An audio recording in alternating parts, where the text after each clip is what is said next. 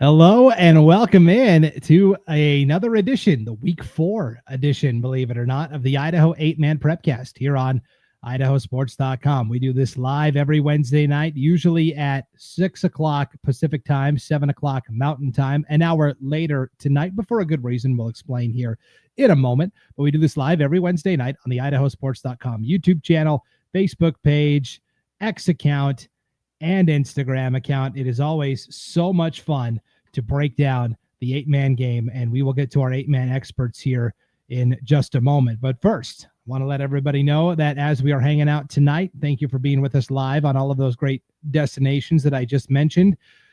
We want to hear from you, the fans.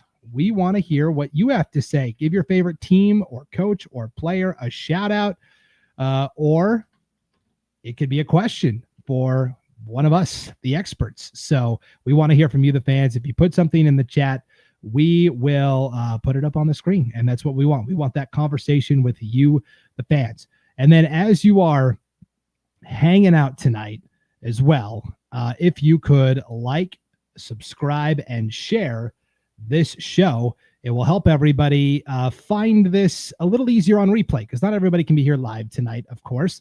Some people watch it the next day or the day after that, or maybe even on Friday, believe it or not. So we really appreciate all of your help there. Without further ado, though, let's bring on our panel of 8-man experts. Oh, one more thing.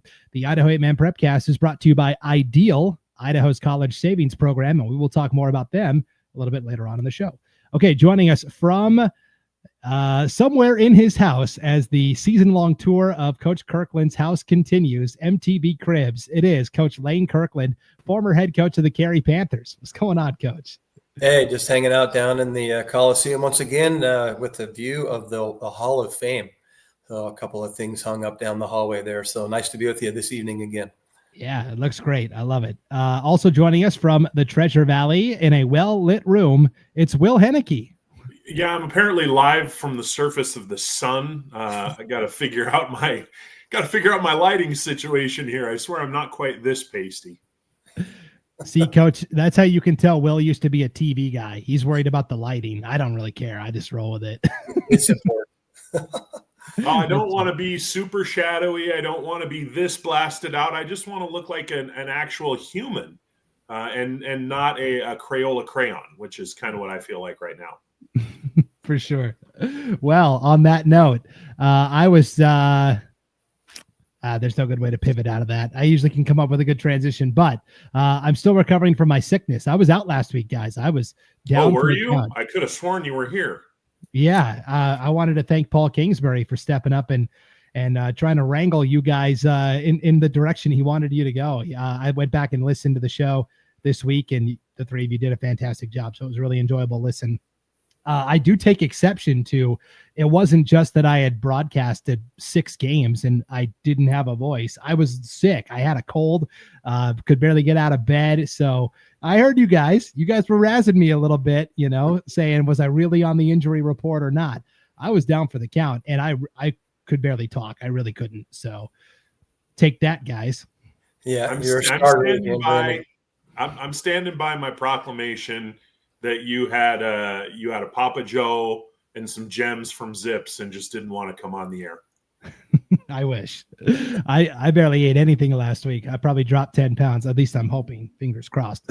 So it's good to be back. And so without further ado, let's get to it. We always start the Idaho 8-Man Prepcast with our game of the week. What was the most exciting game start to finish? It helps if there's big implications in terms of the overall landscape. But Will, for our game of the week this week, Council always seems to be in these types of thrillers, down to the wire games. Kamiah traveling down to Council. The Cubs escape with an 18-14 victory. This is kind of a two-pronged thing here, Will, where the winning score for Kamiah came with like seconds to go. Gavin Shaning caught a 12-yard pass from Lawson Landmark within a minute to play, and then they had to kick the ball off to Council, and then Council almost came up with a miraculous game-ending play. Owen Hatfield dials up Garrison Zielinski, but remember the Titans style, or that famous Rams Titans Super Bowl? He's tackled at the 1 yard line, and That's all she wrote. 18-14 win for the Cubs. Yeah. Owen Hatfield with a great throw. He just had to cut it loose, and he found his number one receiver downfield who made the catch. But in making the catch, he got dragged down, and you can even see on the video the Council sideline for about 1 second goes bananas, thinking they just won this miracle win, and then, oh crap, they're saying he got stopped short of the goal line. And it's the second straight home game. You think back to their final game in the playoffs last year against Garden Valley. They got tackled inside the 5 with no time left on the clock. And so the first question I had when I heard that this was the second straight game that ended this way is maybe they need to remeasure their field. Maybe the midfield mark is the 51 instead of the 50. And so the field is like 2 yards too long or something, because the whole close but no cigar thing. I mean, I'm all for dramatic finishes, but if I'm a Council fan, I'm probably getting pretty tired of this. Yeah, it's a tough one for sure. Game of inches. And Coach, how quickly do you move on from a stinging loss like that? Obviously, the playoff loss last year hurts a little more than a regular season game. But everybody always says, 24 hours, 48 hours, and move on. But it's not that simple, right? It was probably a long weekend for the Lumberjacks, hanging their head just a little bit, coming up a yard short. But that's still a positive to finish. To get that far with that few seconds left on the clock, coach dialed up a play, players executed, got as far as they could. There's still some positives to take away from that, and a lesson to be learned that the Lumberjacks will be back, and they'll learn from that. They're getting tired of that, and they're hoping they don't ever see that again this year, right? Yeah. Everett Oatman was the star for Kamiah in this one. He played wide receiver last year. They've moved him to running back this year. 17 carries, 124 yards, 2 touchdowns rushing for Kamiah in the win. Here is Hayden Uhlencott, one of our great North Idaho broadcasters for IdahoSports.com, in the chat. I'm just saying, I knew it would be a barn burner. Hayden got to see Council with his own eyes. He broadcasted the Council Lakeside game for us 2 weeks ago, and he has seen Kamiah a lot over the years. And so, yeah, Aiden knew that it was going to be a good battle, and congratulations to Kamiah with the win there. And so with that, let's stick in the Class 2A ranks. I like to share my screen and show the fans how easy it is to navigate our website, IdahoSports.com. It's really simple. So I'm going to share my screen. Hey, here's the homepage, IdahoSports.com. You want to know what the latest standings look like? You go to standings and polls, conference standings, and football. And then from there, you select your classification. We're going to go to the 2A standings just to give you a snapshot of how things are looking before we recap how the games went.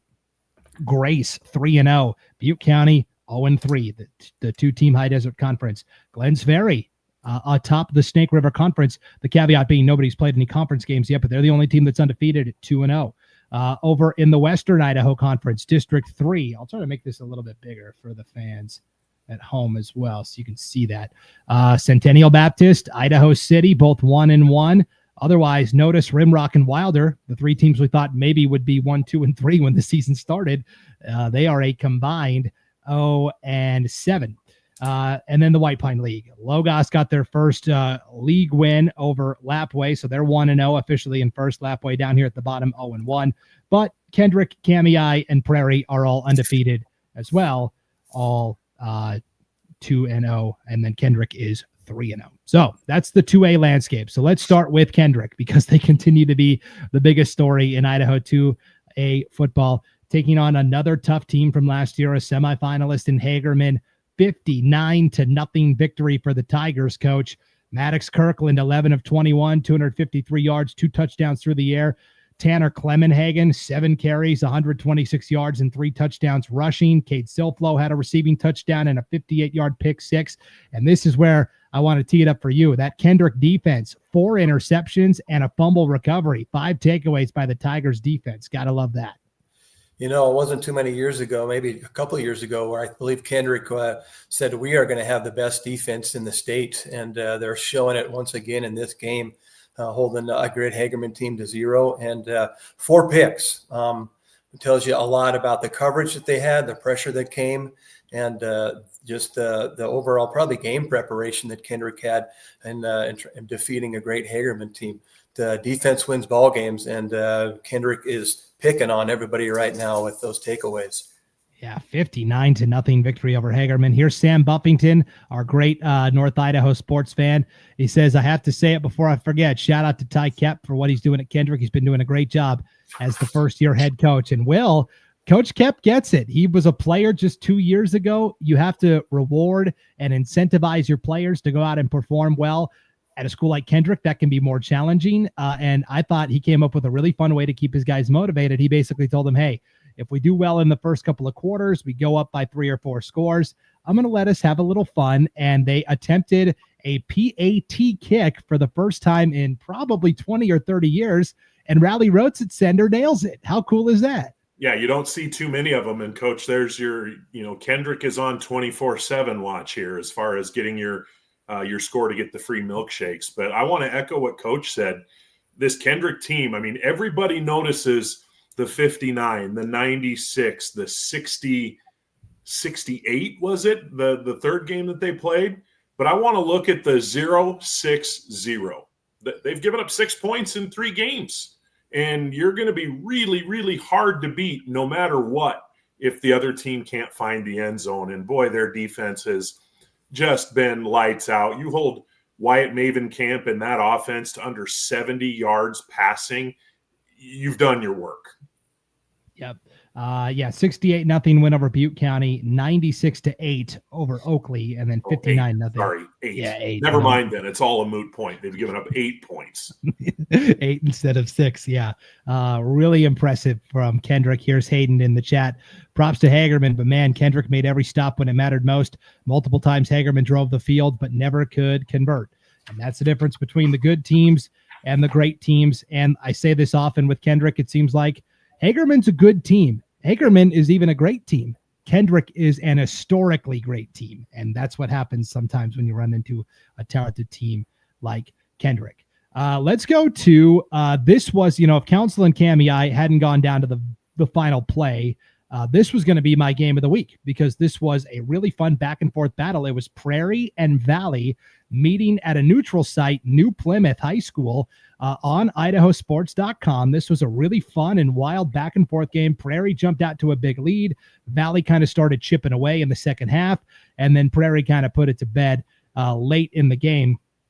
I really thought the turning point in this game, Coach, was in the second half where Valley had started to kind of get their footing a little bit, thought they were climbing back in, and then Ben Seacrest returns a kickoff 81 yards for a touchdown for Prairie. The Pirates end up winning 38-30. This was a signature victory for Coach Ryan Hasselstrom. Yeah, I had that circled on my notes there that we have for the show tonight. That could have been the difference there to put the game away and momentum and that extra point putting you up 8. Those special teams, man, those things matter.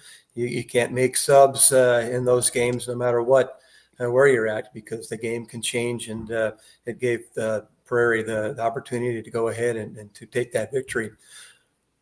Yeah, the Levi's doing the work. Levi Gehring, 2 rushing touchdowns. Levi McElroy, a rushing touchdown as well.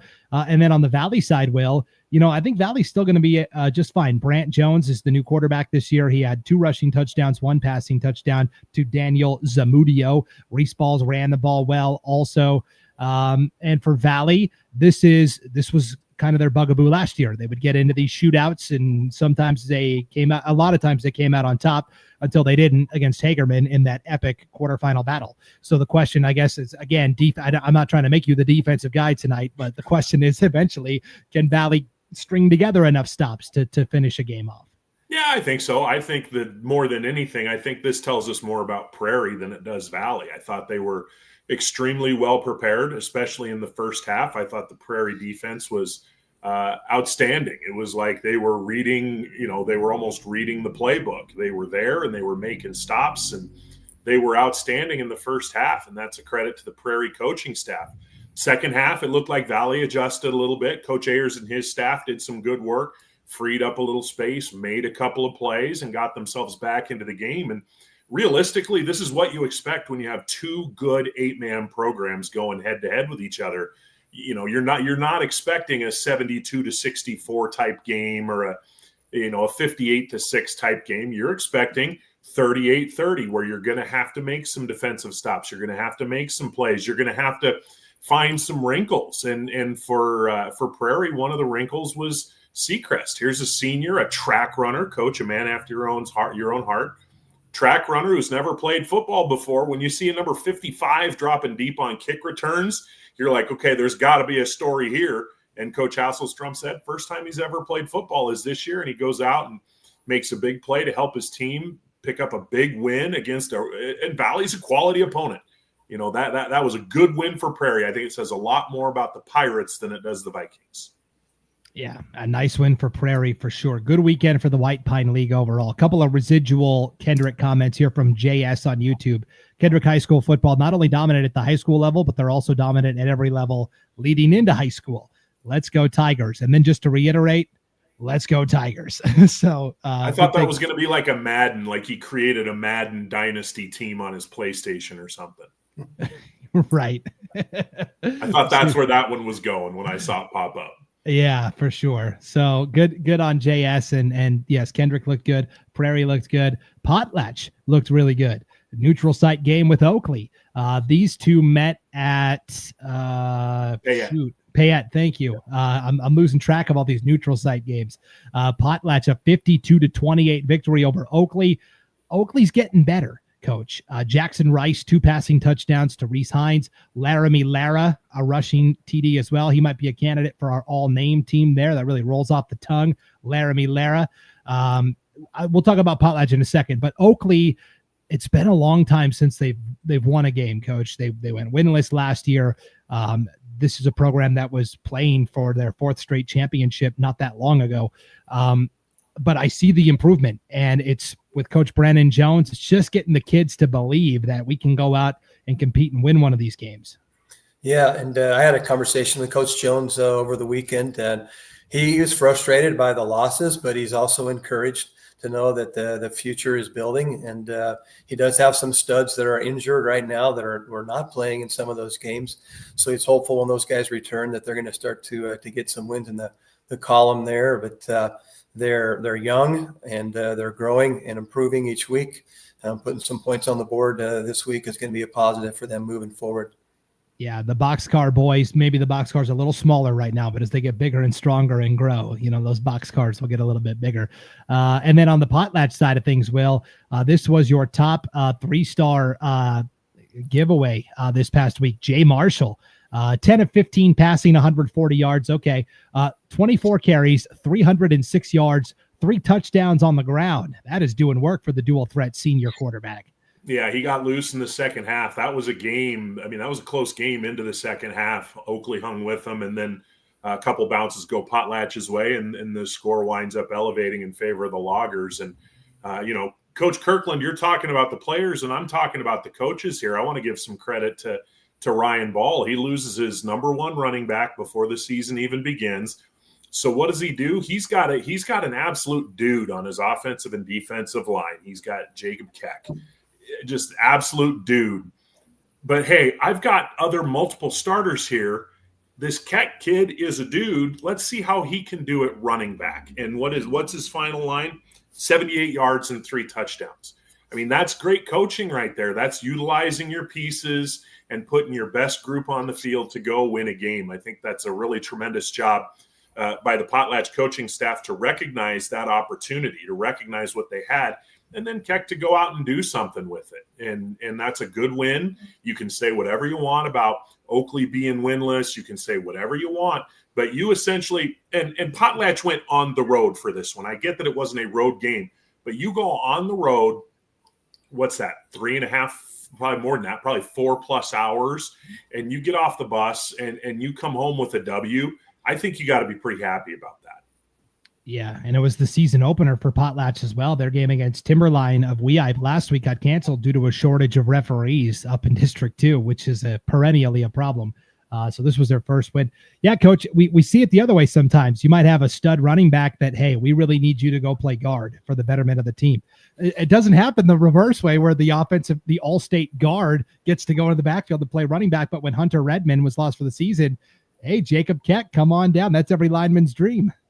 Yeah, that says that there's a lot of good leadership there, and coaches making a good call to get the win with that particular move. And that's a great thing for the Potlatch Loggers to come out ahead of the Hornets in that one, and one that they'll build on for the rest of the season. So, way to go, Coach Paul.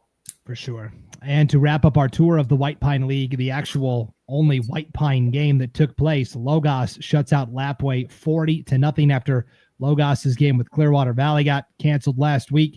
Baxter Covington, 3 rushing touchdowns. Honor Mallory had a rushing touchdown. Joseph Sensing, a 35-yard pick six.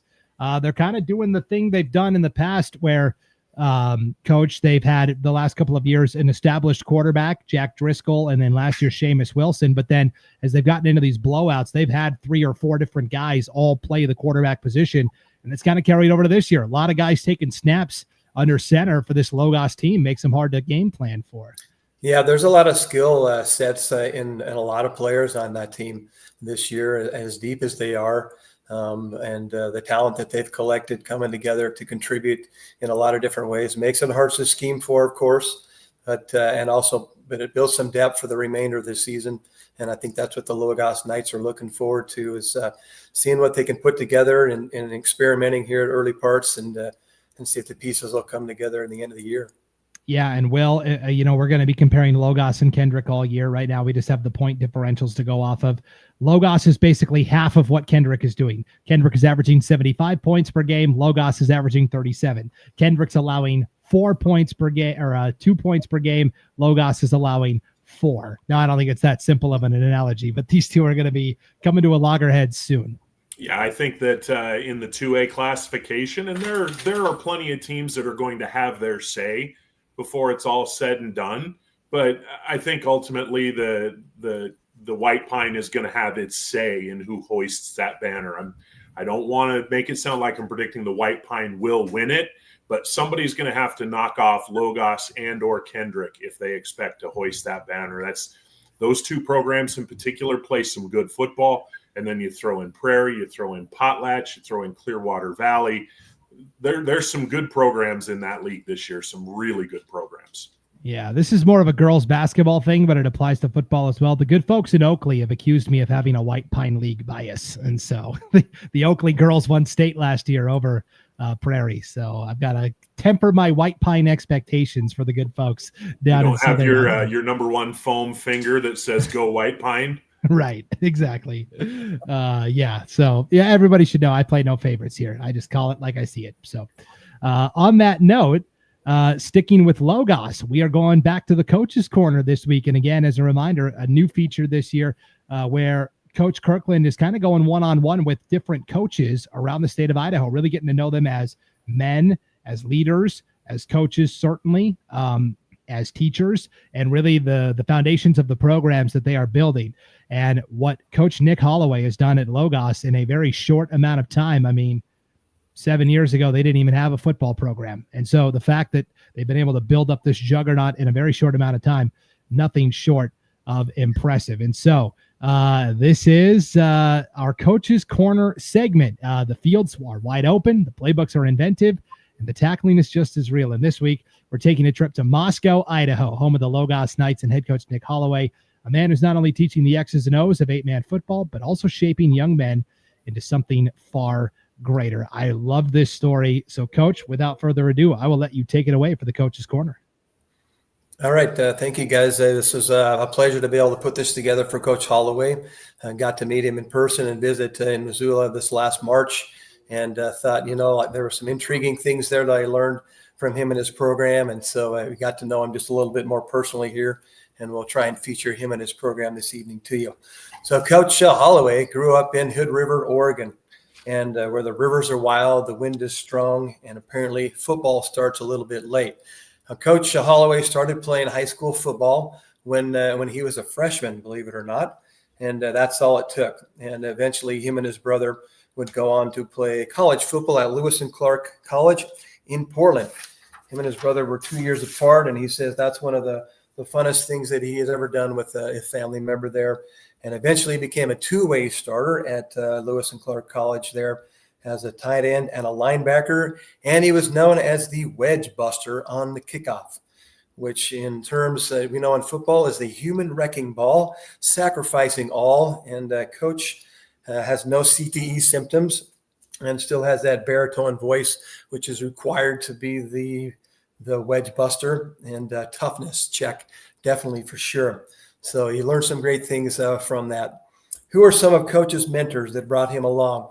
His high school coach, Ed Drew at Hood River High School, is one of those, who was originally from Idaho. And then his college coach, Tom Smythe, well known in that Pacific Northwest region as his college coach.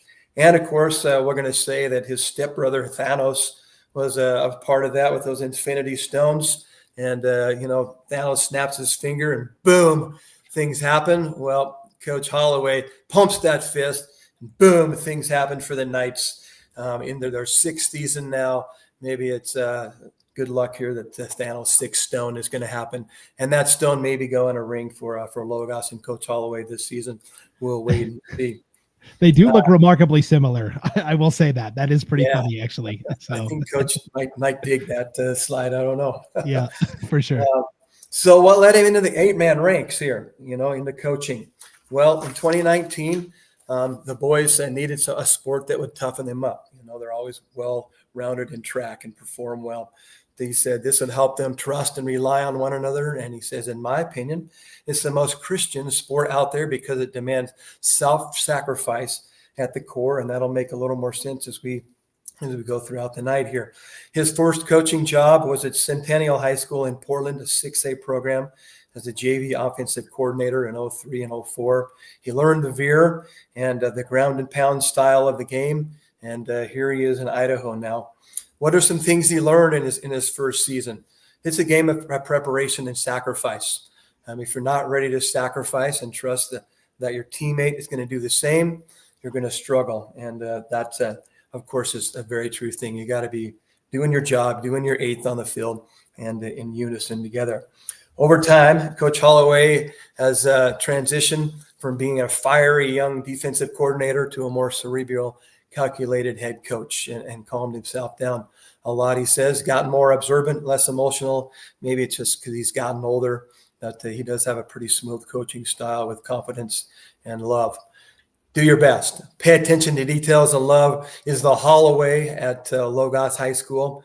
And those are some things that he wants to make sure the kids learn and are a part of in that particular program. What's the Logos community like? Logos isn't just a school, it's a mission field. We're here to make disciples of Christ, to promote gratitude, sacrifice, and excellence on behalf of the kingdom of Jesus and the church. Here they are in Hagerman, as well as any other field they've played on. I believe this is post-game, perhaps, kneeling in prayer and doing a couple of traditions which are familiar to them. What are those traditions? Well, Christ is front and center in those. The team sings, "I Know That My Redeemer Lives," before each game, and closes by singing the doxology, which is there in that slide below there. And worship, whether it's through obedience, song, or performance, is central to exactly who the Logos community is all about. And so that's kind of some unique things there. What's happening on Saturday nights, or I should say Friday nights, game nights? Many have realized that Friday nights is in the fall, under the lights, sitting next to a friend in the fall weather at a ball game is an outstanding experience. And I think the fans certainly are enjoying the night show as they take the field each week. What is the Knights' philosophy? Well, do your homework. Be prepared all the time. Be fully committed is the night and day difference. And Coach says this team is exceptional with their team chemistry. There's a lot of players on this team, and it's critical for them to be one. And they have their older players mentor and take care of a freshman or a newcomer each season. Which is that a sword? Well, it could be holstered there under his arm. I don't know. No, down by number 58's knee. It looks like he's got a sword in his lap. 58. Well, yeah, that's a sword. It sure is. Maybe it is. Yeah, look at that eye. Find the sword in the game. A true knight. A true knight. Yeah, why not? So team chemistry with the sword or not is the night difference this season for those guys. Discipline. Pretty simple concept. You do it wrong, fix it. Okay. Yeah, you're right, Brandon. Go ahead. If you do something wrong, admit it. Claim that it's yours, but then have a strategy how to make it right. And I think a calm coach can correct things very quickly after a mistake's been made with simple questions. What went wrong? What do we got to do next time? And being called out for not doing your best is going to be a standard on the Logos Knights team, and it works for him very well. All right. What is Coach most excited about this season? Well, the success of the team is their number one priority. And their 4 captains going to center field there for the coin toss, and Cool, Greaser, Haney, and Story, along with others. Covington having a big game this week with 3 touchdowns. Their priority is to be one and to be together with that team chemistry. So good luck with that, you guys. That's a great priority there.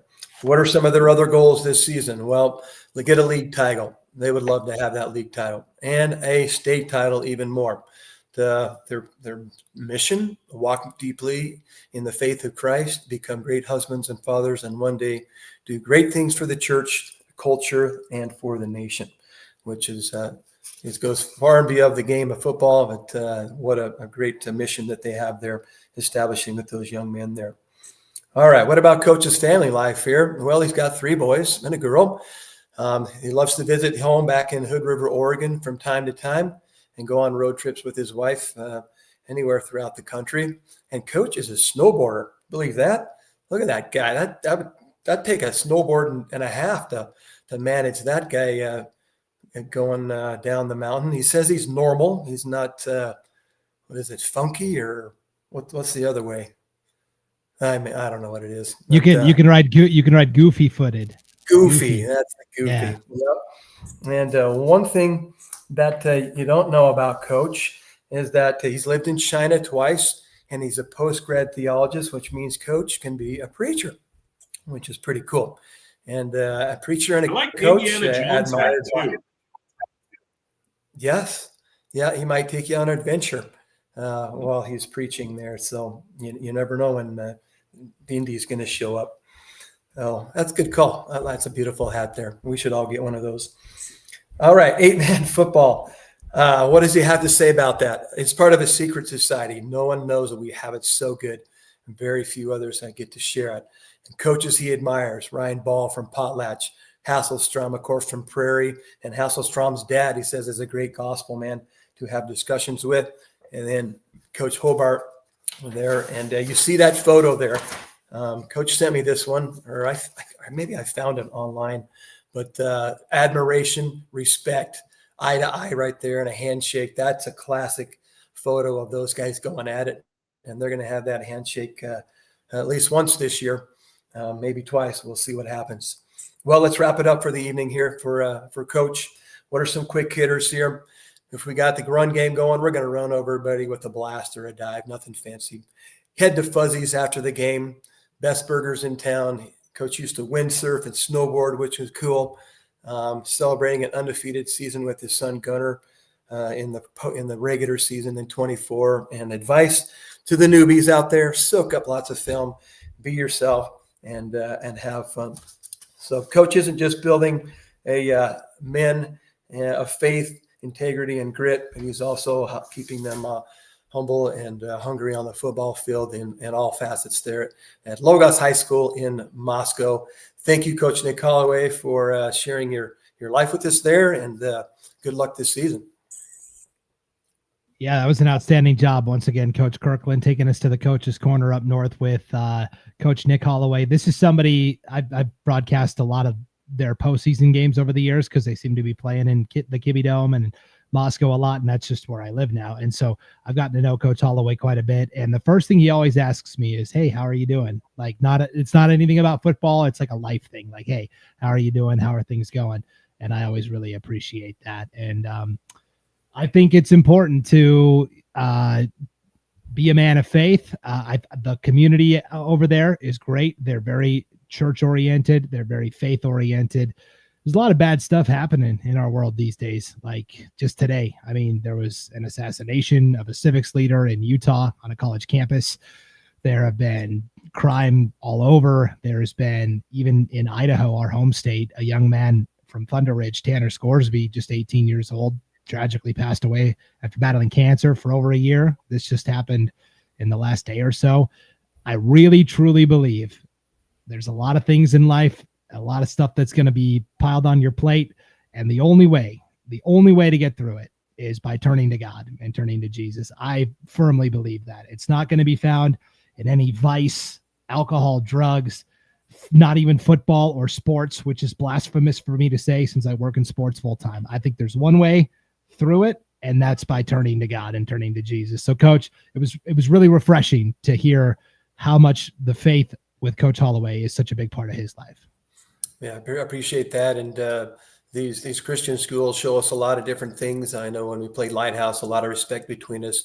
Joining them from time to time in prayer after the game is over, it was always an emotional thing and brought us together over a game, but also over a life lesson. So, yeah, let's keep that in mind. Will, any residual thoughts from the Coach's Corner? I thought it was great. I think anytime you can incorporate a sword and an Indiana Jones hat into football conversation, you've had a good segment, and they've got themselves a pretty good program. Yes. In a short amount of time, it's been really impressive to see how they've built it up. So, okay, let's continue with our 2A football discussion then. What happened outside of the White Pine League? Let's go to District 4, the Snake River Conference, and what happened over there. Let's start with, because almost everybody picked up a win this week. Let's start with the one team that didn't, and that is Murtaugh taking on Grace. Grace very quietly 3-0. They beat Murtaugh 50-22. Gavin Draper continuing to put together a fine season. 10 of 18, 239 yards, 4 touchdowns through the air, 61 yards rushing. And really, I love the thunder and lightning they've got in the backfield here, Coach. Chase Smith, 9 carries, 82 yards, 2 touchdowns. And then Cade Kimball on the receiving end, 2 catches, 111 yards, 2 touchdowns. That's pretty high volume work in the passing game there for Cade Kimball. Oh man, there's a lot of output coming out of the Grace Grizzlies right now offensively, and another impressive stat, honestly, at the bottom there is 6 turnovers, 4 interceptions, 2 fumble recoveries. That might be the record takeaways this week in 6. So really kind of rounding themselves out, showing forth that they got it on both sides of the football and are pretty dang hungry this season. Yeah, well, I really like Coach Travis Draper in his first season as the Grace head coach. Unprecedented access to stats, and which allows us to talk about this great program and all of these great athletes that they have. Yeah, you've got an experienced quarterback, you've got a big, strong running back, you've got a pretty good pass rush, and you got a defense that generates some turnovers. They're going to be heard from before this is all said and done. I know I just said what I said about the White Pine, and I stand by it. But there are other teams out there that are going to have an opportunity to rain on the White Pines parade. And Grace probably leads the way at this point. If they can stay healthy and they can keep going, they've looked really good these first 3 weeks. That Murtaugh team, that's a decent team. They're not a bad team, and they'll be heard from before it's all said and done in their league, which we'll talk more about as well. And so for Grace to go in there and to beat up on Murtaugh a little bit, that's a good win. Yeah. So let's get to the rest of the Snake River Conference because everybody else kind of came up big. Raft River beats Notice 60-6. Ruger Ward, 132 rushing yards, 2 touchdowns. Also took a punt return back 50 yards for a touchdown. Chase Bowden had a rushing touchdown. Ren Udy had a receiving touchdown, 2 tackles, 2 sacks, and a fumble recovery. McCoy Spencer threw 3 touchdowns on 7 of 11 passing for 82 yards. Also had 3 tackles and a pick on defense. Zane Bingham had a sack. Trace Ward had 8 tackles. This is the Raft River team we were expecting to see in the preseason, Coach. And, you know, I think everybody was really quick to dismiss Raft River after that season opening loss to Grace. But, hey, they're 1-1, and I think they're still going to be a factor in this thing. Yeah, looking at all those names that contributed there, it was like a family reunion, a football family reunion. Those guys have been there forever, those family names, and everybody getting into the action there. That's showcasing the speed and the agility that each of those players has on both sides of the football. And I think that they're only going to get better. And I'll watch out for the Trojans. They're still on a hot watch for me. Will? They're a good team. They're a balanced team. They've got a lot of toys at their disposal, and it's, you know, it showed there just the you rattled off about half the roster there that all did good things. And Notice for head coach Charlie Shepard, they're going to be a bit of a work in progress this year. They've got some skill. They've got some talent. Now they just got to put the pieces together. Yeah. The other team from District 4 that got a win on Friday night was Glens Ferry, playing Clearwater Valley in a non-conference battle, a 26-14 win for the Pilots. They've been playing a couple of guys at quarterback. I don't really know if it's quarterback necessarily. Like Brody Merrill will throw an occasional pass or two. It's mostly Braden Spriggs, 6 of 11, 74 yards passing, 13 carries, 50 yards, and a touchdown on the ground. And then Brody Merrill comes in, 13 carries for 54 yards, and then he throws a 9-yard touchdown pass to Braden Spriggs. So one QB throws a touchdown to the other, kind of an interchangeable part there. And then Henry Thomas, big game, 5 carries, 78 yards, and a touchdown. I feel like, Coach, Glens Ferry's kind of getting lost in the shuffle with Rath River and Valley and Hagerman. And let's not forget, Glens Ferry finished 3rd in the conference last year and were a playoff team. Yeah, they have some good things going on over there. I talked to Coach Smith this week, and there was no scoring in the second half. And that one of those runs by Henry Thomas was a 73-yard touchdown that he ripped off there. And so this was a tight game, and it came down to defense in the end. In the second half, shutout from both sides. So don't discount the Pilots the rest of this season, because they have a good program going, and Coach Smith is excited about what's happening. They had to replace a lot of key players there. Landon Stewart gone, Josiah Valencia, Bryce Sterling. You go down the list. They lost a lot of good players, and getting wins early for them going to be really, really important, because they're going to, generate some confidence. They're going to generate some mojo and some momentum going forward. In Clearwater Valley, Alan Hutchins, the head coach up there, was I have a hard time believing there's such a thing as a good loss, but I think you can walk away from a loss saying we're okay. And I think if you're Clearwater Valley, you walk away from that loss feeling like, again, you take a monster bus trip, you go down to Glens Ferry, you're in unknown territory against an unknown opponent. You're getting your first taste of live action in there. They don't have Tiago Pickering anymore, who's a big-time dude for them last year. And they were competitive. They were very competitive. And Coach Hutchins said that he had, I believe it was 5 freshmen who saw action. 2 of them played almost the entire game. That's going to pay dividends for them down the road. Yeah. The problem for Clearwater Valley is the rest of the way, it is White Pine games with 1 non-conference trip to Grace. So here are the next 5 games: Potlatch, at Kendrick, Kamiah, at Prairie, at Grace. Now, if they can survive that, Coach, a soft landing, Lapway and Troy at the end of the season. But, man, they got to get there first. Yeah, they got to get there and got to stay healthy and stay close and make some positives out of those, and hopefully pull out some victories along the way. Yeah. Okay, let's wrap up with the Western Idaho Conference over in District 3. Here's Doug Swanson in the chat. Thanks for all your support for our athletes. Yes, this is what it's all about, shining the light on these great 8-man athletes throughout the state. Idaho City, big win over Horseshoe Bend, 54-8. Jackson Rober, hey, he only completed 3 passes on 7 attempts, Coach, but all 3 went for touchdowns. 3 of 7, 61 yards, 3 TDs, and all 3 of them went to Mac Rober, 3 catches, 61 yards, and 3 TDs there as well. So Mac Rober also had a rushing touchdown. So big win for the Wildcats and Coach Jason Rober. Yeah, what was that, a 3 million quarterback rating or something? That's up there. Are those Jason Rober's boys? Coach Rober's sons? Cousins. Mac is his son. Jackson is his nephew. Awesome. How fun. Oh, it's good to see Coach Rober get the win there and get his program going with some of those relatives on the team. Always admire Coach Rober and his program.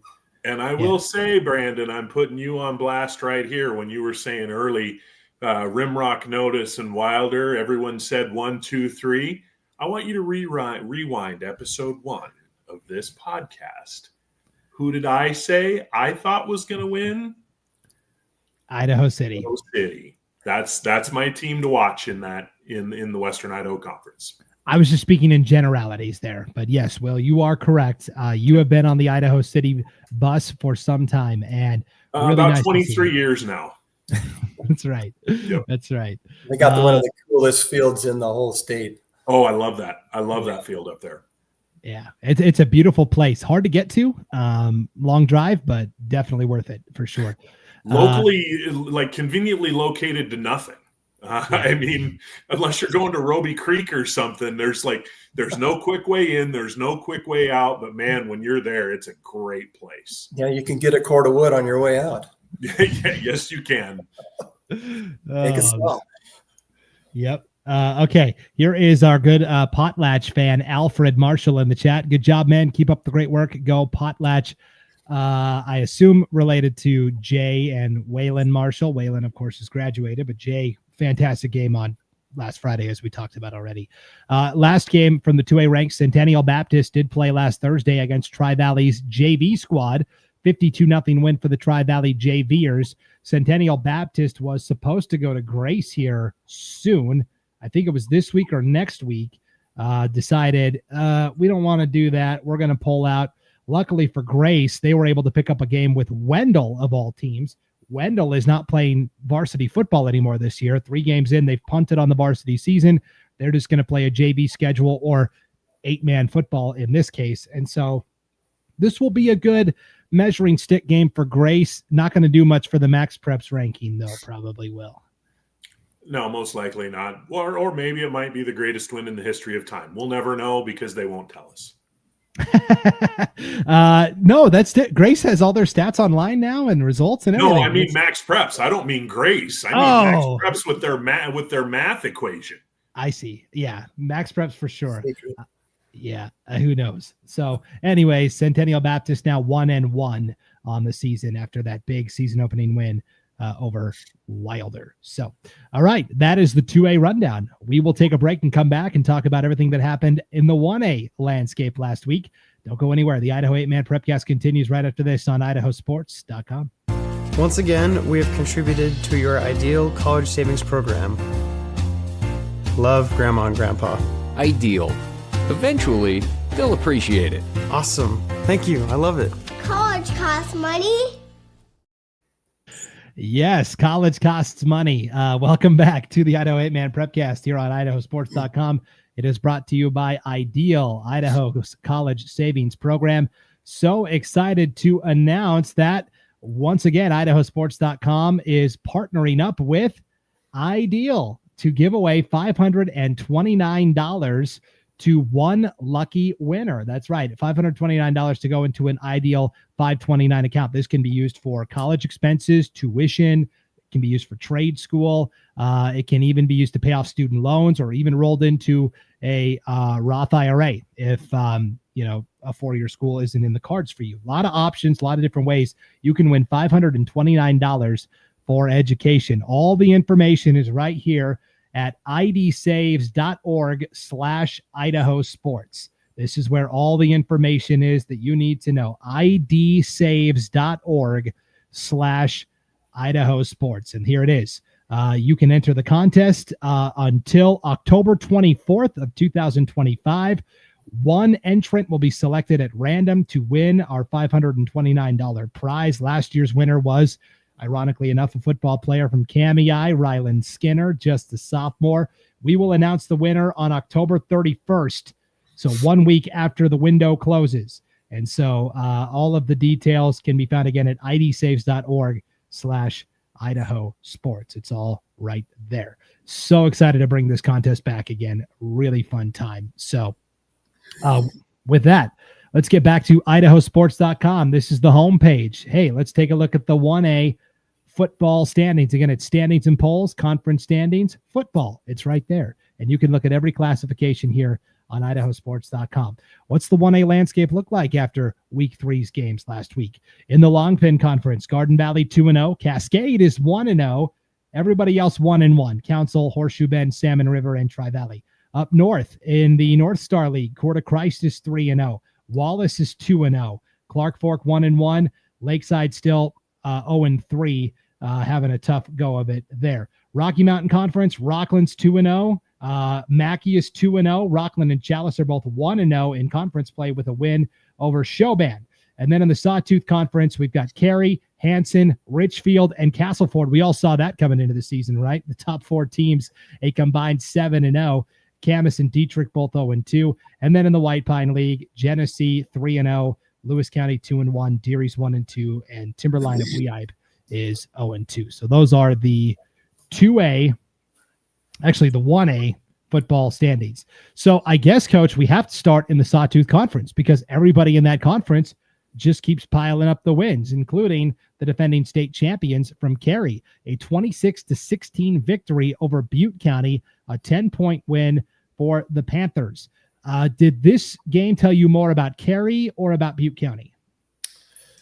Well, it was a story of both teams, honestly. The score was only 8-6 at halftime. Cary, I think, was up. Maybe we were down by 2 and kicked an onside and recovered. And from there, Cary just seemed to kind of mentally and physically and take over the game. Lots of defense, lots of fourth down stops by the Panthers in this game, by the Pirates as well. But Panthers found some offense in Stockton Sears, 136 yards, 2 touchdowns. Jonas Aili getting 50 yards on the ground as well. 30-yard push to the house where he broke free. Was kind of a fun one to watch there, and a fourth down. A lot of pushing. It was pushing, and then boom, pop goes the weasel. He ran to the touchdown mark there, but the Panthers showed some really good team camaraderie and a hard fought game against a really talented Butte team. The Panthers just had a little bit more and wanted that Crater Bowl rock back in Cary, so they went home with the victory. Yeah, and well, for Butte County, now they dropped to 0-3 on the season, but this was a very competitive game where the previous 2 had kind of gotten away from them a little bit. So I thought that was actually pretty encouraging for Butte County. Very much. They just need to find a way to get a win, remind themselves that they can do it. They replace, and every team out there is replacing some key players from last year, but no Razor Duke, no Rawson Twitchell. No Keaton Archibald. That's a big one. Let's not forget that. So they're still learning how to play a little bit.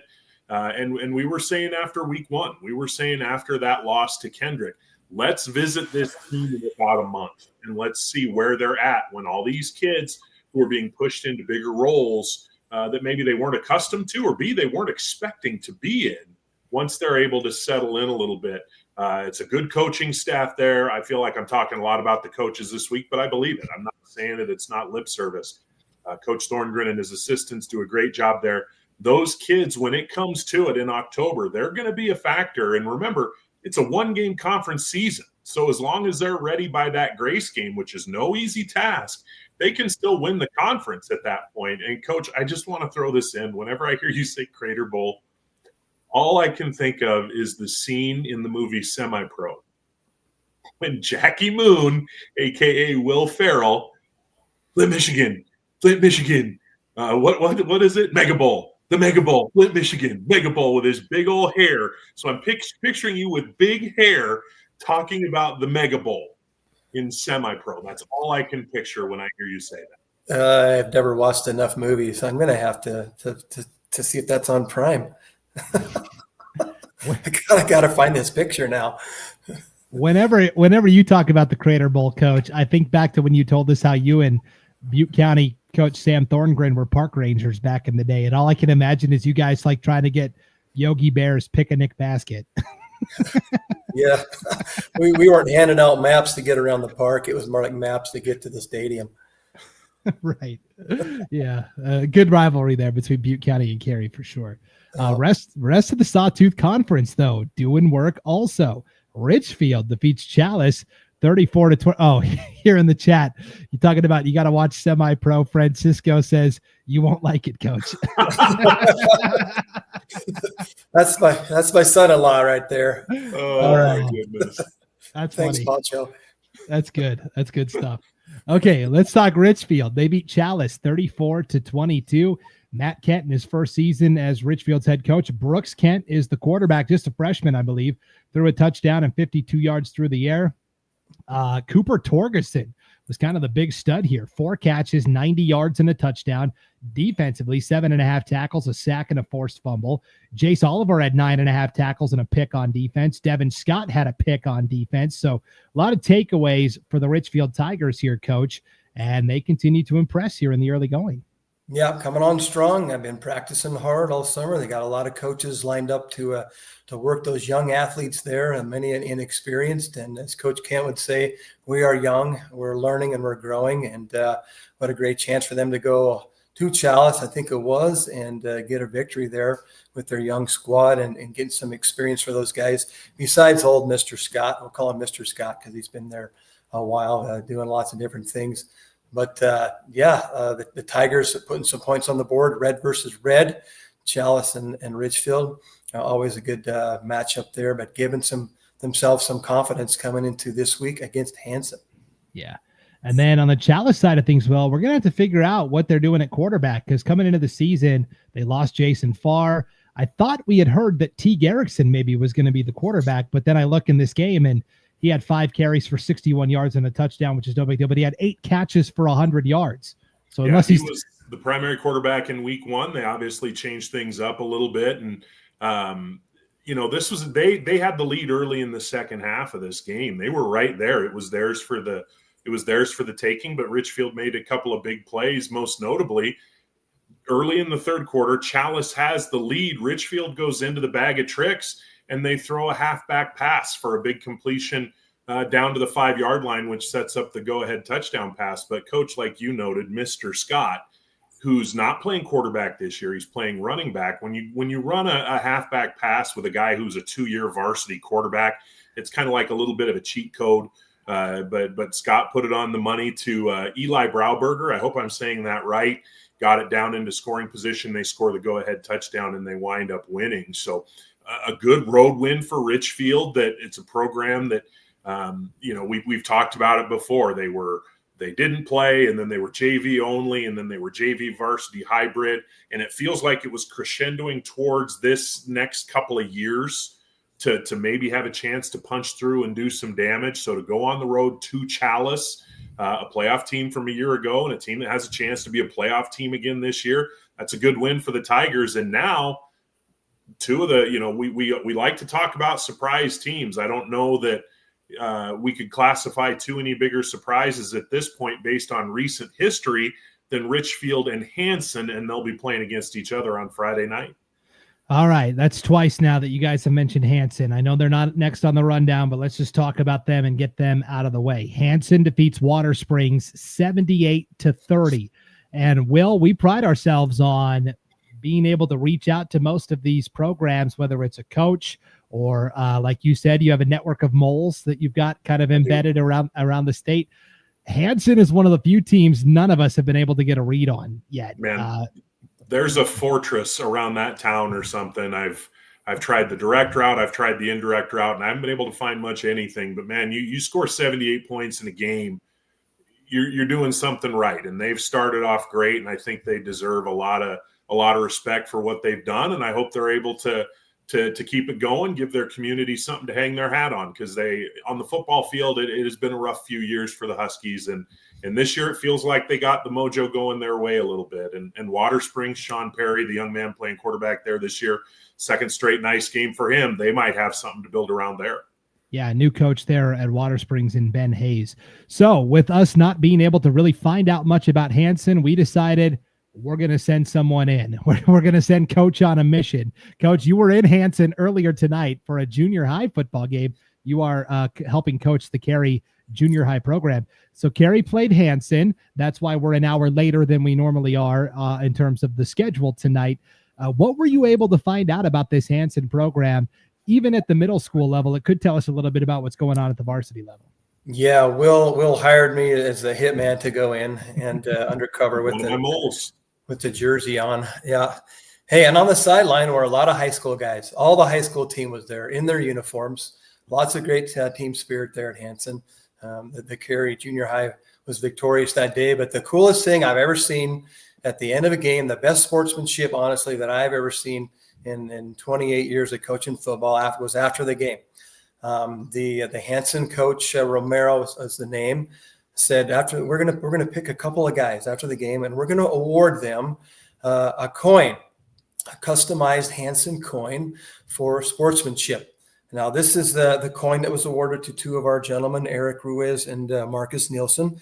And on the front of this, of course, you see the Husky emblem and the other school emblems on the side, and all colored up. And this thing is like a medal. It's probably a couple, maybe 2.5 inches in diameter, but sicked out. Amazing.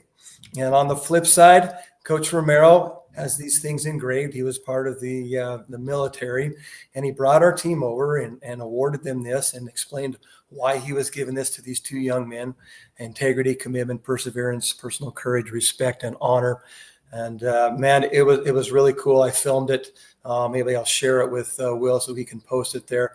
But one of the greatest displays of sportsmanship that I believe I've ever seen, and a medal like you get awarded in the military from time to time of honor for doing outstanding sportsmanship, whatever it might be, outstanding play, and reward to a couple of our kids. So a standard, I think, that perhaps we can all maybe set for ourselves as we finish games up. But wow, that's a high one to live up to, and really cool from the Huskies. Yeah, that's a really cool story, and good things happening down there in Hansen. So if you are a Hansen fan and you're watching this, hey, we want to know more about your team. So drop us a line, okay? Brandon at IdahoSports.com or at Idaho 8-Man. That's where you can find Will on X. We would love to talk more in depth about the Huskies. And so we can tell you right now they're undefeated, as are a lot of teams in the conference. Let's wrap up with Castleford and Shoshone. Castleford defeats Rimrock 58-14. Connor Parrish, 6 of 12, 111 yards and a touchdown through the air. 8 carries, 62 yards and a touchdown on the ground. Regan Keach doing work, guys. 5 carries, 111 yards and 3 touchdowns. So 3 of his 5 carries ended with him celebrating in the end zone with his teammates. And then Eric Lemus had a rushing touchdown and a receiving touchdown as well. Castleford's been kind of young the last couple of years, Coach. It's nice to see these Wolves going from pups to full-grown Wolves and looking good. Yeah, this group, when they were 8th grade, were dominant, and then they were amazing little pups. And they are Wolves coming on strong with an energetic coach, bringing them along with that 3-headed monster. Each of those guys gathering up over 100 yards on the air or on the ground, and gaining some speed, some steam, and some enthusiasm. They are, and you only expect to see them improve throughout the season. And then on the Rimrock side, Will, Rigo Farfan throws a 49-yard touchdown pass to Justin Yetzer. Yetzer, I think, was the primary quarterback, 0 of 3 passing, 11 carries for minus 41 yards, which means he took some sacks. And then Colton Jewett, 11 carries, 11 yards. We knew Rimrock, they lost Ronaldo Gomez, who did a lot for their offense and defense and everything last year, but they returned so many other players, including some really good offensive and defensive linemen up front. So when I see that, boy, Colton Jewett averaged 1 yard per carry and Yetzer had minus 41 yards because of all these sacks, I'm not sure what's going on down there. It's puzzling to me. Well, I think it says a lot about Castleford being pretty good. Like Coach said, these are some kids that folks down in the District 4 area have seen coming for a couple of years now, and maybe they've announced their arrival. But to your point, you got, like we've talked about with a few other teams, some kids are having to move into different roles, into bigger roles. And sometimes that takes a few weeks to kind of sort out a little bit of this, a little bit of that. We're going to try you at quarterback this week. We need to see what you can do at running back. You can only see so much in practice. Sometimes you got to try it out in a game. And I'm sure they'll get it figured out. And they do have a fairly experienced bunch. They do have some talent. And I think that they'll be heard from before it's all said and done in the Western Idaho Conference. They're going to have to find a way, and they know this. We're not like spilling any secrets here. They're going to have to find a way to I say this jokingly, but run the other direction, not minus 41 yards. We need to be going 41 yards the other way. And I think that they'll figure it out. But I think you got to give, in this instance, I think you got to give a lot of the credit to Castleford. Some of those younger players, again, coming into their own and saying, hey, we're here. We're not pups anymore. Yeah, it's something to keep an eye on at Rimrock for sure. They brought back some all-conference linemen, and then they added a transfer from Valley View, Colton Coates, who was a good lineman for Valley View as well. So getting a 5A kid to come out to your 2A program. So we will keep an eye on Rimrock, and everything's still in front of them in terms of conference play, certainly. And then Shoshone beats North Gem 52-12. I didn't get anything from Shoshone in this win. I got to assume Hadley Hunt and company did some damage, though, Coach. And Shoshone pick it up. They had the loss last week, but going to 1-1 with the win. Good spot to be. Yeah, good spot to be. And that looks like Shoshone's defense really stood strong there, causing a bunch of fumbles with the run game that North Gym has established, and really getting it done in the trenches there, man, getting some momentum going for their program. Yeah, like I say, I don't know what the stats were, but I'm sure Hunt was in the middle of that win. Yeah, and the big key for North Gem, Will, is they want to control the clock. They want to run the ball, but 3 fumbles from Craig Yost, 1 fumble from Clay Johnson. That's a tough way to win in a triple option attack. Yeah, I talked to Coach Hatch a little bit over the weekend, and he said, look, Shoshone came in here and they kicked our butts. We're not going to make any excuses. We're just going to get back on the practice field Monday and go to work.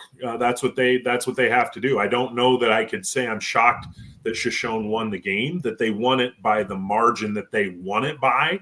Does surprise me a bit, if for no other reason than what you said, Brandon. It's, North Gem is generally going to control some time. I got a fly here who's trying to join the show and hanging out like right here. But anyway, North Gem, just with the style of offense that they run, if they just take care of the ball, they're going to keep the game relatively close. And they did. They didn't on Friday. And Coach Hatch said, hey, we needed a little bit of a wake up here. And I'm speaking, if I'm a coach, I'd much rather have that wake up in early September than early November, because now they have a chance to repair some things and go to work and make a case for themselves. But it's a good win for Shoshone. They went in there and imposed their will and dominated a team that has a chance to be a playoff team. Yeah, and so Richfield and Shoshone turn back Chalice and North Gem, but Rockland and Mackey say, hey, we got your back, guys. And they evened up the rivalry series between the Rocky Mountain Conference and the Sawtooth Conference this week. Rockland defeats Dietrich 58-14. Mackey defeats Camas County 48-8. Some of the highlights for Rockland: Xavier Parrish, 11 of 19, 235 yards, 3 touchdowns through the air. Zach Perman, 6 catches, 105 yards, 2 touchdowns, had a 75-yard punt return for a touchdown as well. Ethan Perman, 2 catches, 115 yards and a score. Isaac Held, 74 yards on the ground with a touchdown, 41 yards through the air, and 2 touchdowns on just 4 receptions. You guys talked a lot about Rockland last week and how good they are. And so really what I want to hone in on is Mackey, because Mackey quietly has gotten off to a great start this year. Royley Jones, 7 of 14, 87 yards, a touchdown through the air. Graydon Bruley had 12 carries for 87 yards and 2 touchdowns, and he's a freshman, by the way. Kyron Follett, 13 carries, 69 yards. Dax Tykert, 2 catches, 57 yards, a touchdown. Cooper Holt, 11 tackles and a sack. Cooper Holt's a guy, Will, that I could see being certainly first-team all-conference, maybe an all-state selection, a guy that wasn't really on anybody's radar coming into the season.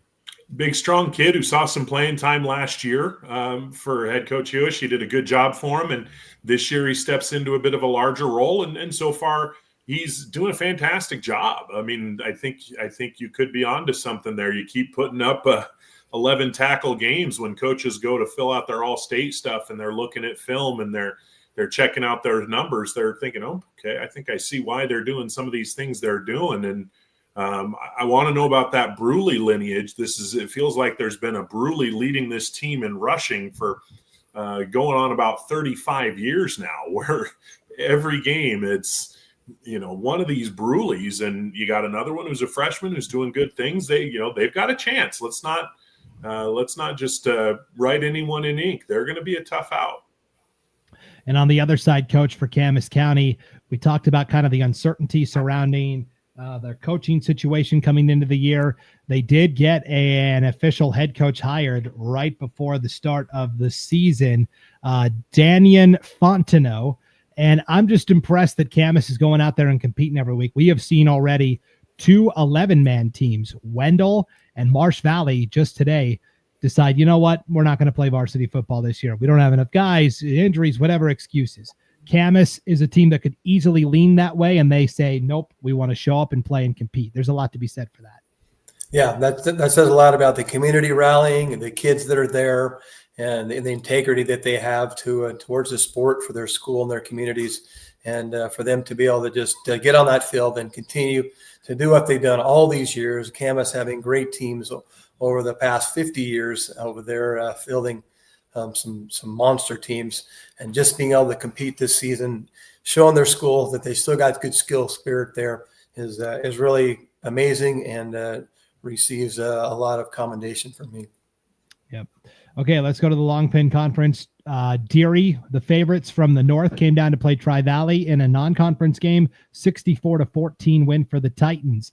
Jace Wagner, just another day at the office, 2 of 2 passing, 66 yards, only 10 carries, but he turned that into 214 yards and 4 touchdowns, and he came away with an interception on defense. Gage George had 9 carries for 83 yards and 2 touchdowns as well. Very impressive win for Tri-Valley over Deary, one of the preseason favorites from the north, Will. Yeah, very much. Jace Wagner doing Jace Wagner things.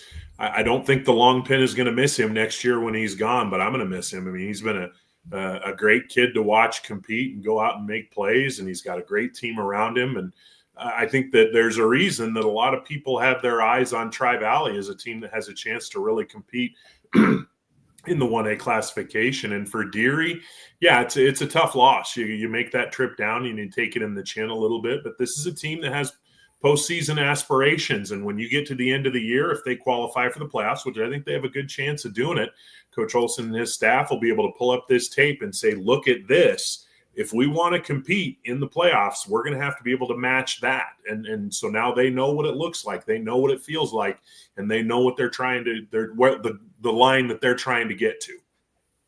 So the Tri-Valley Titans even up their record at 1-1. And how about the Cascade Ramblers starting their season off 1-0 with a 40-6 win over Wilder? Looks like a couple of different guys played quarterback in this game. Finley Wilkins, 4 of 7 for 55 yards, also had 12 carries, 135 yards and a touchdown on the ground. And then Maddox Rowley comes in and he goes 3 of 6 for 35 yards and 2 touchdowns. And a guy I love, Coach Kirkland, is Damian Nuno.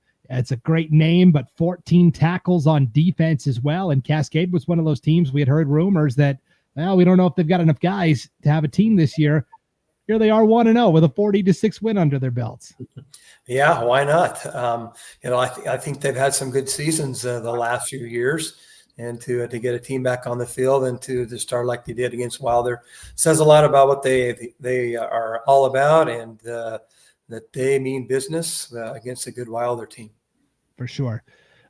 Here's a comment I forgot about a little earlier from Alfred up in Potlatch. Great work, Idaho sportsmen. Good job on all your hard work to acknowledge the kids. Yes, we try to stop down on every team if we can.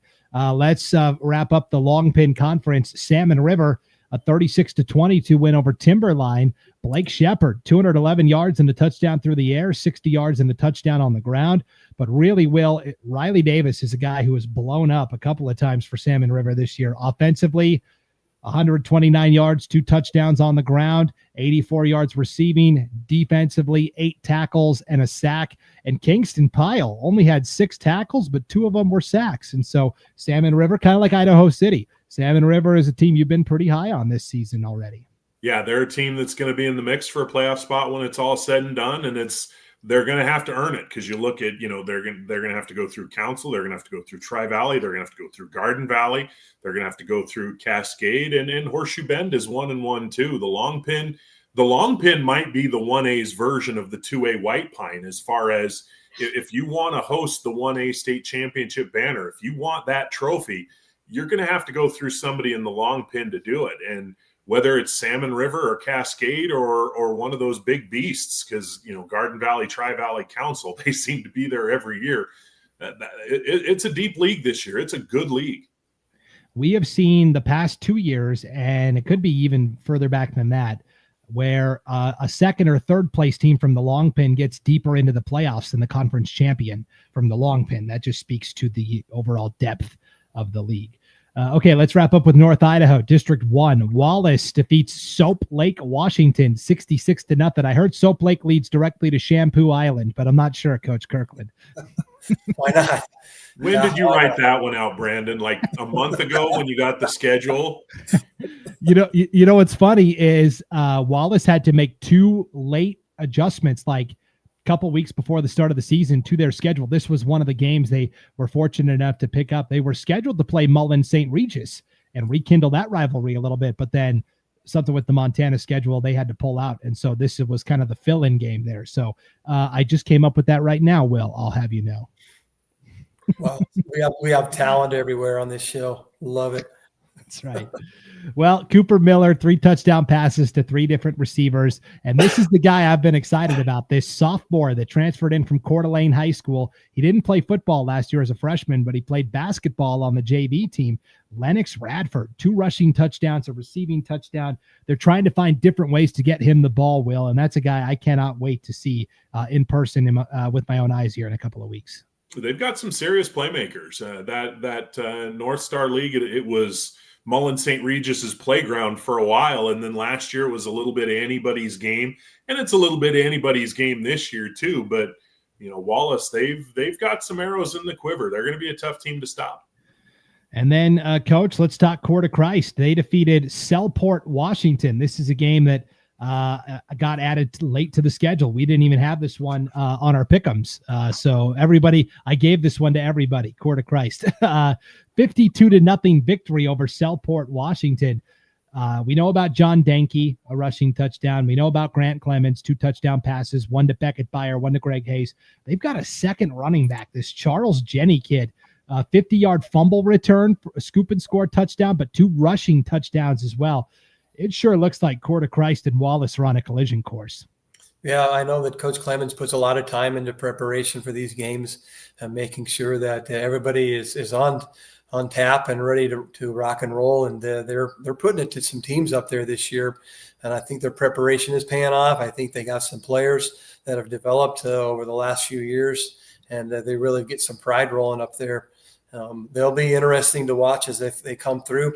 I love when other teams pick up these other states to play and kind of compare and see where they're at. I always loved playing the Carlin Nevadas and the Jackpots and the Alamos and those guys. You kind of see where you're at. And so it looks like Idaho's doing pretty well up there.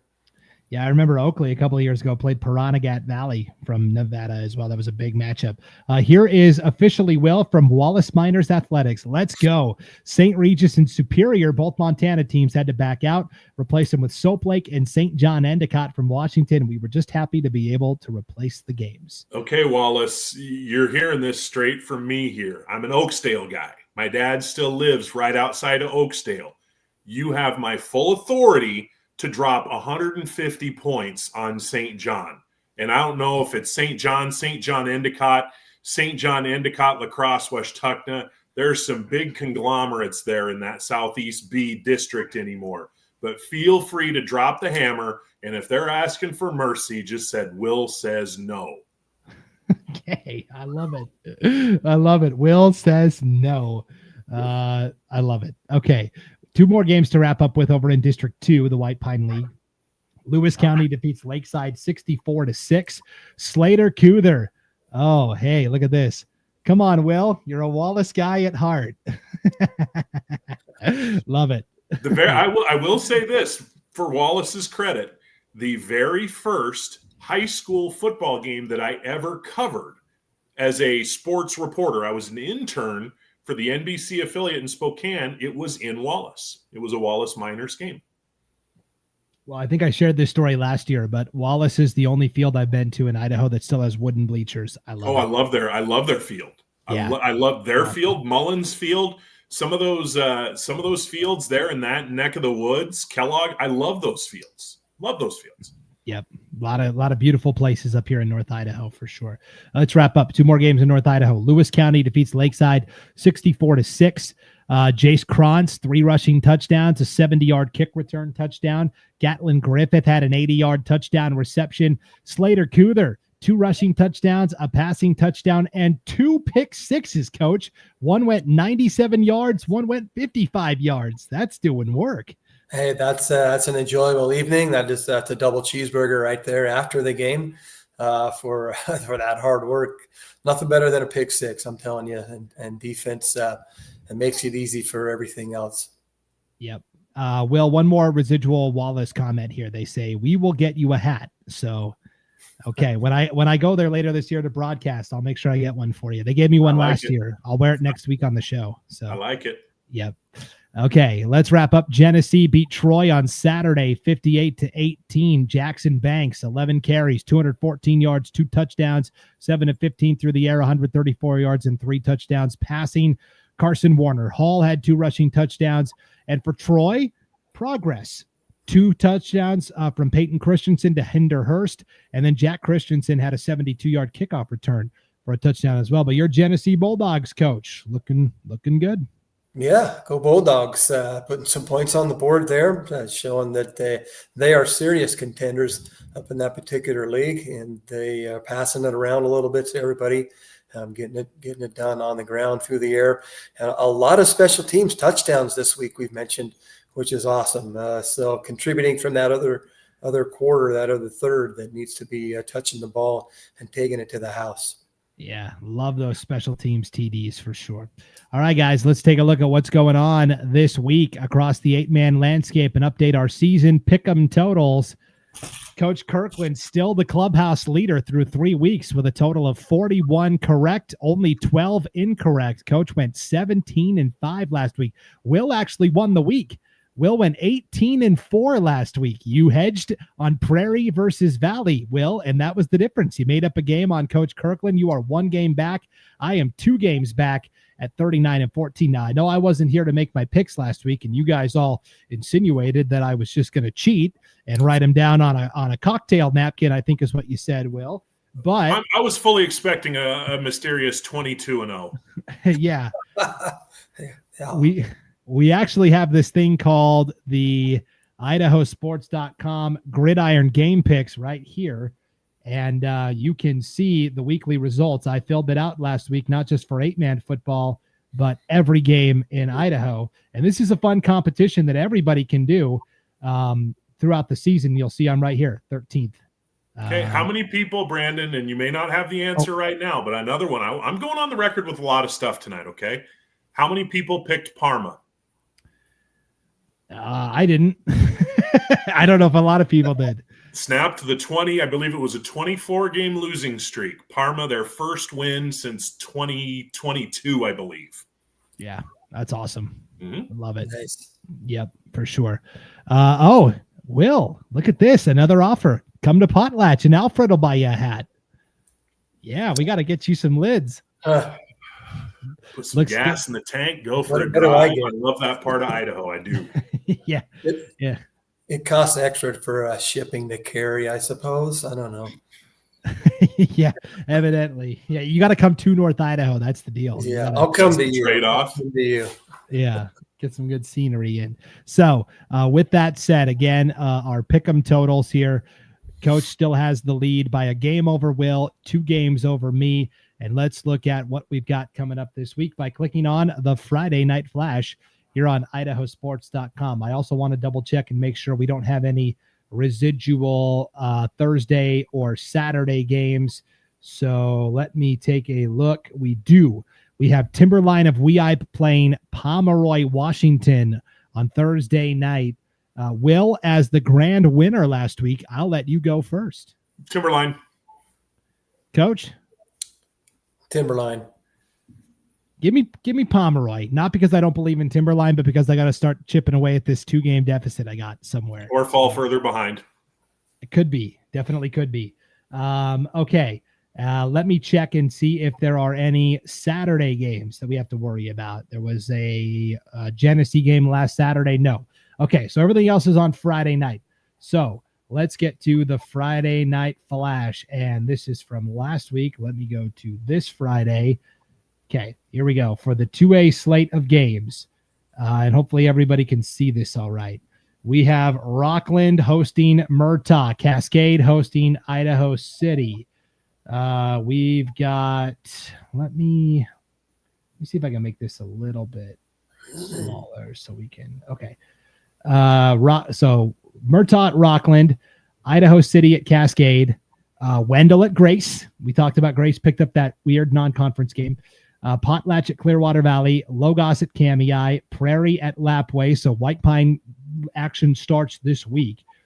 We've got Tri-Valley at Notice, Oakley at Raft River, Horseshoe Bend at Rimrock, Hagerman at Valley, and Glens Ferry at Wilder. So, Will, go ahead. You've got the run of the board first here. All right. We're gonna go side to side. So we'll go with Rockland. We'll go with Idaho City. We'll go with Grace, Potlatch, Logos Prairie, Tri-Valley, Raft River, Rimrock, Valley Hagerman. The rematch. At Valley, I think I'll go with Valley at home, but that's one that I could lose very easily. And I'm gonna stick with Coach Duty and Wilder. I've taken him every week, and they're gonna get one for me. They're gonna reward me. So, Coach Duty, tell your kids I'm sticking with you. Wilder for the win at home on Friday. Sorry, wow. Glens Ferry, I still love you. Okay, Coach. Okay, let's go with Rockland and Idaho City, Grace, Potlatch, Logos, Prairie, Tri-Valley, Raft River. Well, let's see here. What are we going to have there? Horseshoe Bend and Valley and Glens Ferry. Okay. And I will take Rockland, Cascade, Grace, Potlatch, Logos, Prairie, Tri-Valley, Raft River, Horseshoe Bend, Valley. Oh, the Hagerman people are going to hate me for that one. Valley. And I will take Glens Ferry. That's my prediction there. Okay, let's go to the 1A games here on the flash. We've got Dietrich at Camas County, North Gem at Shellban. Some of these are crossover games that we already picked. Chalice is going to play the Butte County JV this week. Cary at Castleford. Welpinit at Coeur de Christ. Garden Valley is going to play Enterprise, Oregon. Lewis County hosting Salmon River. Tri-Valley, we already said that one. Hansen at Richfield is the big game, and then Clark Fork at Wallace. So, Coach, Camas County and Dietrich, who you like? Let's go with Dietrich on that. Okay, Showban and North Gem. North Gem. Chalice and the Buttes JV. Butte JV. Let's go with Chalice. Okay, Cary and Castleford. My Panthers, Cary Panthers. Coeur de Christ hosting Welpinit. Coeur de Christ on that one. Okay, Garden Valley going to Enterprise, Oregon. Garden Valley. Okay, we've got Lewis County and Salmon River. Let's go with the Savages on that one. Okay. Is that it? Richfield and Hansen. I'm going to go with Hansen. The Hansen boys told me today they're taking it to them. Okay, and then Wallace hosting Clark Fork. Wallace. Okay. We've got in the chat here, Wallace says they think Coeur de Christ might have a bye. So we'll have to double check that. We'll just give that as a free space. We'll all just say Coeur de Christ. And if they don't play the game, then I won't count it. But schedules are a little fluid this time of year. So thanks for the tip. We'll double check and make sure. Okay. Will, what do you think? Camas County, Dietrich. Give me Dietrich. Give me North Gem. Give me Chalice. Give me Cary. Garden Valley. We all took Coeur de Christ. Yep. Go Coach Clemens. Lewis County and Salmon River. See these next two. I'm going home field advantage. So give me Lewis County and give me Richfield. and then Wallace over Clark Fork. Okay. I will take Dietrich, North Gem, Chalice, Cary, Garden Valley, Salmon River, Hansen, and Wallace. Those are my official picks there. So we'll see. We shall see how the picks go. Who will win the week? And can we make up any ground on Coach Kirkland, who that first week predicted Centennial Baptist would get the win over Wilder and hasn't looked back since. So you're like the Swami. You're like Chris Berman back in the day on ESPN, Coach. Let's go. Yeah. Let's go. Carmack the Magnificent from the old Johnny Carson show with the big old hat. Did you ever watch that one, Coach? Coach, did you watch anything ever?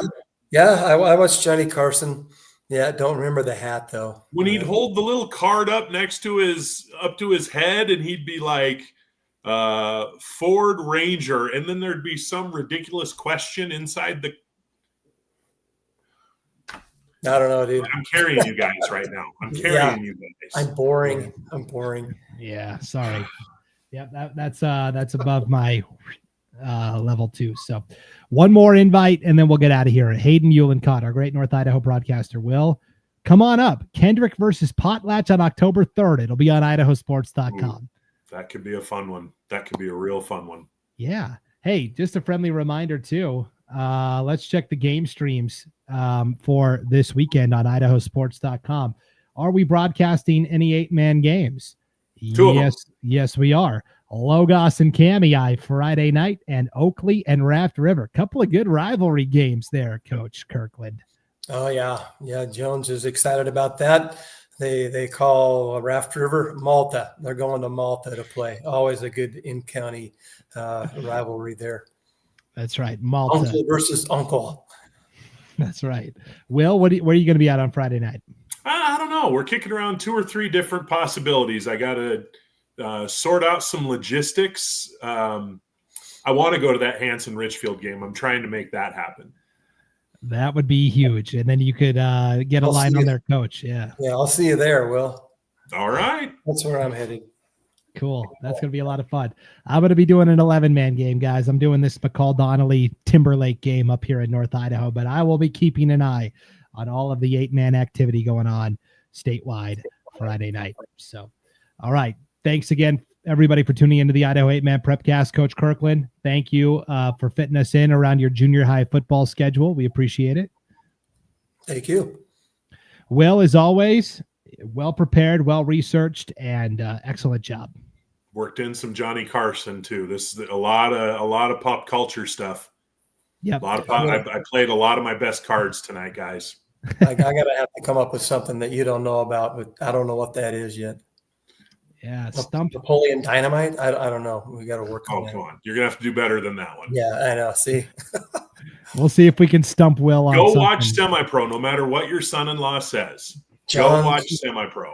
John Cusack, Lane Meyer, Better Off Dead. How about that one? Oh, that's a good show too. Yeah, there you go.